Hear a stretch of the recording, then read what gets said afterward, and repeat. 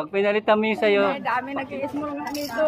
Mabaho Hindi kami. naman namin ininda. Kaya nga nabuhay namin din, sir. Hindi rin yung sa maghapon. Yung basura na to, sir, dito pumunta namatay. Pag lang ulam namin, sir, masaya na kami. Bigat. 2020, nasalta po dito, ikan to. Yung kalsada rito, hindi pa, lupa pa. Maputik. Yung atong ano. Maputik din natin. Marumi.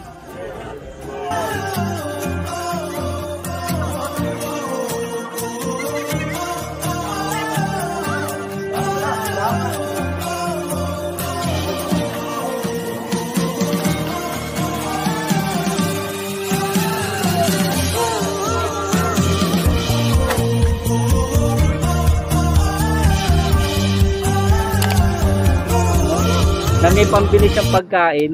Sinasayangan. Nakay kami, wala ito.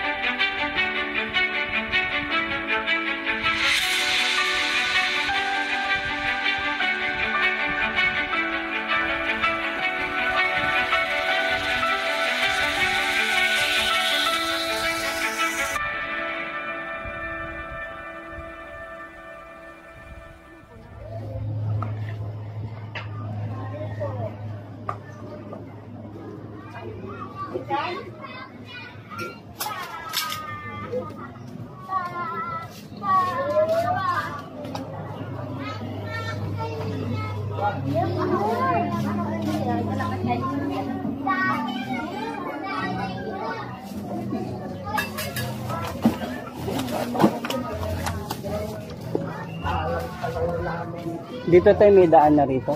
Tagusan yan. Nung araw walang daan dito, no? Meron din bunga ng basura natin. Oo, walang may daan na pero hindi ka makakadaan. Putik, basura, bato. Tapos wala pang ganong mga bahay, no? Ito yung dating temporary housing. Ito. Sige tayo, bye-bye muna ako.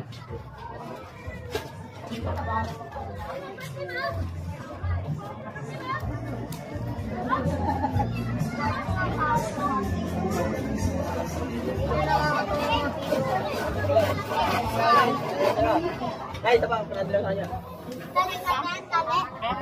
Babait ka? Ha? Babait ka na?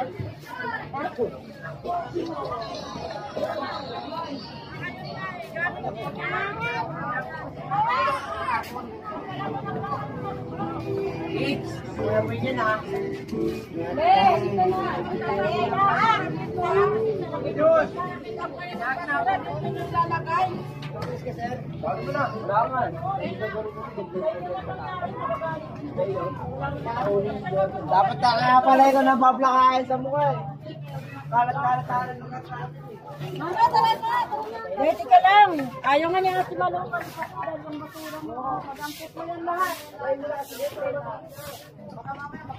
Bata-bata ka eh.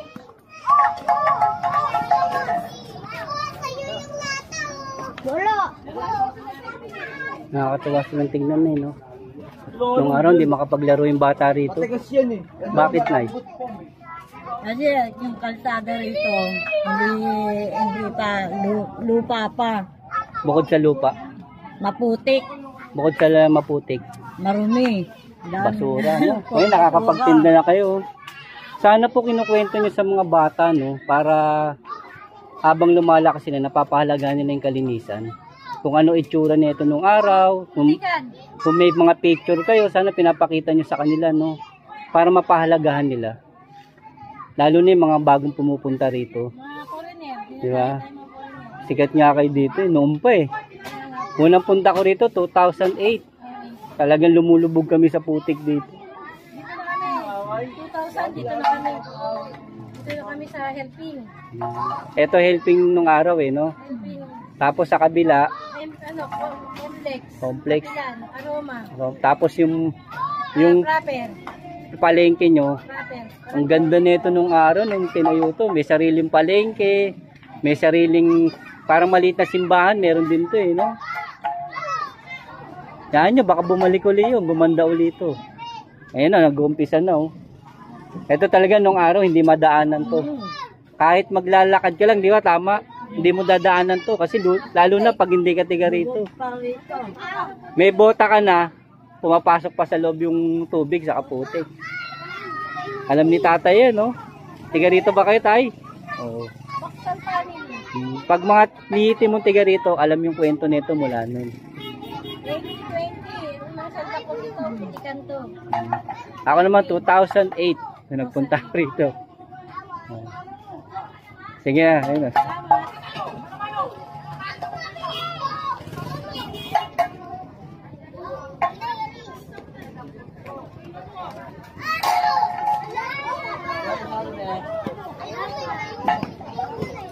Hello.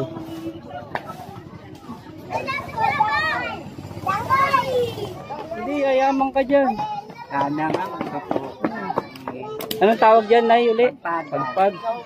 Yayaman ka dyan, Nay. May yumaman nga dyan, eh. Diba, alam niyo yun? Tiyaga-tiyaga lang. Ganito rin yan, malapit inay. Tiga tayo, wala nga nabuhay. Ang nangyari ko sila ka Erwin, dyan yumaman. Madami na yumaman sa ganyan. Tiyaga-tiyaga lang. Yumaman. Ano ba itsura nito nung araw na yun? Larawan yung atong ano? Maputik ito dati. Bukod sa maputik, ano pa? Ganit ka na yung mga nababay. Ba, ano? Ito, maliit ka pa nun, no? Nung naranasan mo rito. Pero swerte na yung mga kabataan yung ngayon dito. May laruan na sila. Ikaw, saan ka naglalaro nun? Kaputikan. Hindi ka nga makapagtapak nun dahil masusugatan ka eh. Putik na ba ito? Hindi makapag-ganyan sila, oh. Sige, ikot lang ako dito. Ang ganda na ng lugar niya. Kala ko yung bagong... Natandaan ko ito. Nagtatamba kami ng basura, ng mga bato rito sa basura. Dadaganan na namin ng ano, mga bato-bato para tumaas. Para lang yung mga mag-aaral na bata may dadaan. Pero ang araw talaga to, kalahid. Tapos dagat yung dulo. Yun ang totoo nito. Wala pang nakatayo dito. Wala nakatayong bahay dito noon. Kalahid to. Diyan kayo naliligo. Diyan kayo tumatae. Diyan kami naliligo. Sa damuhan. No? Dumadayo kami. Kalahid nito, walang bahay. Walang bahay, walang tao, lahat. Walang highway. Wala pa yung highway na yan. Wala pa. Ito na yung highway, ano, 92 yata. Ang sarap balikan, no, yung mga ganyung mga bagay. No? Sana na naikukwento niyo sa mga batang maliliit. Para napapahalagahan nila yung lugar nila. Sige na, ikot lang ako na. Ayaw ko ang sabi ko eh.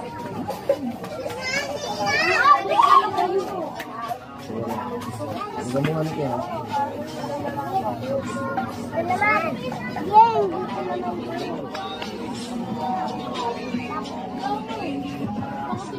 Hoy, di Johnson! Ganda na pala rito, kuya. Oh. May ano na kayo. Dati walang lumulubog yung mga truck dito sa kataon dumadaan. Ito, tanda ko nun na yan, yung tower na yan. Diyan kami nag-umpisa espalto eh. Magtambak eh. Palabas eh. Gumawa pa kami muna niyan sa gilid eh. Tindaan na muna ng tao. Di ba, abutan nyo, Nay? Oh, kasi kami unang-unang nilipat Naglagay kami dyan tambak para madaan na muna ng tao. Mga nakatira doon. Dito, wala. Wala pa to. Kasi basura to, mga tambak ng basura. Kaya yung gilid nito ginawa namin ng ano ng tao muna para daanan. Tapos ito, ilang taon din namin naging ano to, tambak. Tambak ng bato, espalto, bato, espalto. Ayun no, sarap na maglakad. Ayun sir, kasi ano kaya dito sir? 1996 dito kami yung unang nilipat. 1996. Ako 2000. Nung bata ako 1992, may kalaro ako rito. Pumunta ako dito noon, naglaro kami noon. Oo, 1992. Maliit pa ako noon, dumayo kami. Kaso yung bahay nila doon lang sa bungad. Wala pa to, wala pang pabahay na itinayo Wala pa to. to, kadumihan pa to. Tapos nabalik na ako dito 2008. 2008 nagpunta ako dito, yun nga, nagtrabaho na ako sa ano, yan. Tambak na kami dito doon. Tanda ko yung tower na yan. Diyan kami sumisilong dahil sobrang init dito eh. Kumbaga yan lang yung malilim na masisilungan mo, wala pang bahay May dyan. ano doon dati, mula naman. Oo. Ngayon wala na yun. Wala, doon kami matutulog. Kasi doon kami matutulog pag-iinit yung Ngayon dito hindi makadaan. Sana na yun kinukwento nyo sa mga kabataan kung ano nito para napapahalagahan nila.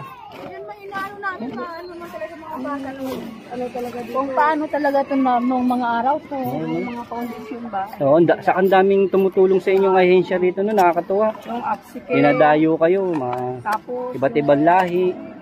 project fair. Mo yun talaga ang nag-ano sa kanila na gawin ko ang mga kabataan. Nag-aaral dito. Alam niyo yung ginagawa niyong May ganito. nag-aral kasi. Nakakatulong din kayong mabawasan yung kalat sa labas eh. Malaking bagay yan. Hanap buhay namin din siya. Buhay namin dyan kami magkakapera. Katulad ng Saka ang dami nang yumaman dyan, nandiyan sa ang dami na nakapagpatapos ng Recycle namin. Recycle. saka ang dami na nakapagpatapos ng mga anak dahil sa ganitong hanap buhay ah. Hindi, wag nilang i-smallin yung ganito, no, Nay? Oo naman. dami nag-i-small nga nito. Mabaho Hindi kami. naman namin ininda. Lahat tayo nang sa mabaho. Hindi namin iniinda yung pag-small nila kasi dito kami nakapag-aral sa anak namin. Dito kayo kumakain. Ito yung naging, kumbaga, pagkain nyo. Dito kami makabayad ng Lahat, ilaw, di ba? tubig. Yun yung hindi nila alam. Hindi nila alam nga, kahit ganito ito siya makakapera. Kaya kahit saan tayo dalhin, tayo mga Pinoy matitibay. Yeah. Matibay ang Pinoy. Sanay. Yung negosyo na May 20 pesos ka sa bulsa mo, kaya mo kumain ng maghapon. Oo, Kaya mo tipirin nyo sa yung maghapon. basura na to sir, dito pumunta namatay. pag lang ulam namin, sir, masaya na kami. Di ba? Tama yun, di ba, Nay? Kami ayun o. Ito na yung kunyari, nag-aano kayo ng pagpag. Kunyari, di ba, nagkakot kayo ng pagpag. Ayun o. Ano nararamdaman nyo pag nakakita kayong halos kagat lang ng, kinagatan lang yung manok? Hindi masaya na kami sir. Ilaman. Oh. Masaya kami kasi lutuin namin na pagdating dito. Di ba, isang buong manok, kinagatan lang. Ano yung naiisip nyo dun sa ano, yung kumain nun? Wala. Inaksaya Wala niya, kaming no? iniisip. Hindi, parang Nanghinayang kami. naramdaman nyo ba ng iyon, panghihinayang, no? Oo. Na may Kasi- pambili siyang pagkain, Sinasayangan. Kaya kami, wala may pambili, inipo namin. pero salamat dun sa nagano na yun. Salamat sa nag-iwan nun. Oh, kasi dahil sa kanya, Nakakain din kami. hindi na sayang. Kumbaga Hindi na nanghihinayang kayo kasi nga meron siyang kakayahan na sinasayang niya, Ay hindi niya kami, wala kami pinalagaan. kakayanan na bumili nun. Tapos, naiwan nila. Hindi kami wala nga kakayanan mabili. Inipo namin, nakakain din kami. Hindi kami nagugutom. Alam niyo ako naman na nung kwento ko lang din nagtrabaho ako sa isang fast food chain. Ay, hindi ko na sa mga ganyang kainan. Alam niyo pag nagbabas po ako, nakakita po akong ganyan, yung mga tira-tira. Alam niyo po binabalot ko ng maayos. Dahil alam ko may kumukuha eh.